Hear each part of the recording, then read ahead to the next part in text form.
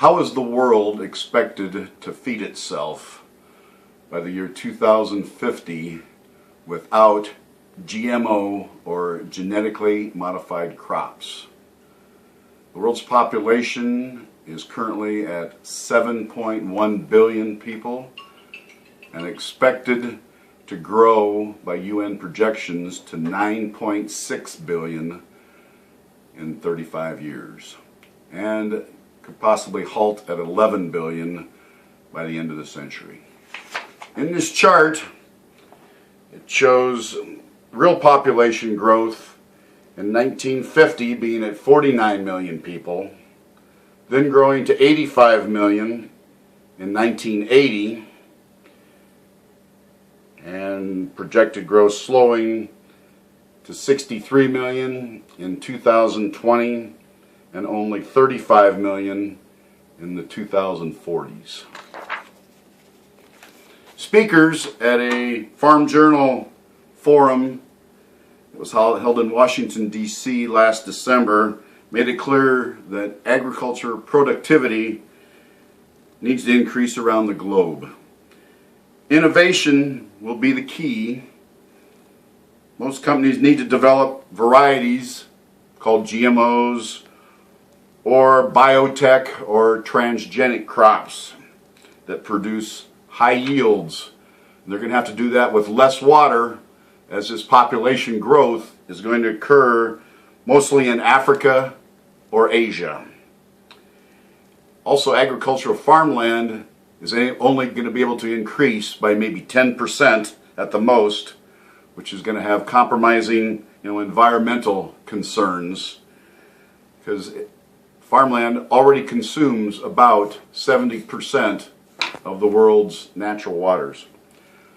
China, Africa, and Brazil are seeing major increases in productivity based upon modern technology, where Europe is emphasizing on quality of food, not quantity.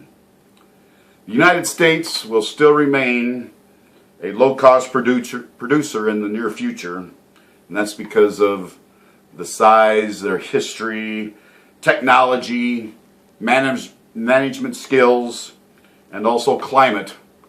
According to a successful farming article, The Long View on Food, Who Wins? By Gene Johnston. There are 8 commercially available GMO crop groups. One is corn, second is soybeans. Just those 2 groups add up to, they feed over 50% of their volume actually goes to animal food. Some others are cotton, alfalfa, sugar beets, canola, papaya, and squash. There are traits within these that are herbicide and pesticide resistant. There are also many non-GMO groups. Here I've got a few. One would be a Honeycrisp apple. There's seedless watermelon, grape tomatoes, and also baby carrots. Agriculture faces a national security implication, which is world poverty. There are 1.2 billion people around the world that live on less than $1.25 a day, which means they lack the access to over 1,800 calories, which is the minimum level for physical activity. The maize or corn hybrid used in Kenya today dates back to the mid-1980s, and also in Ghana back to the early 1980s. I recently attended a lecture at Iowa State University in Ames. It was given by Kevin Folta, who is a scientist and also a professor at the University of Florida. He studied GMO, he called them transgenic crops, for a couple decades, and he stated that humans have changed nature for over 1,000 years. Only 2% disagree with this, but he said also 92% of the people want to know what's in their food.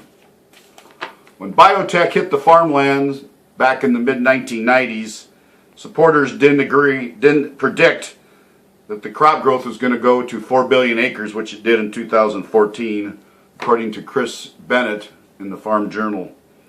In size perspective, South America is 4 billion acres.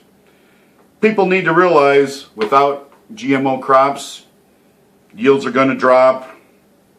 With the population growing 2.5 billion in the next 35 years, agriculture needs to improve food safety, groundwater quality, fuel use, carbon emission, and also less pesticide use.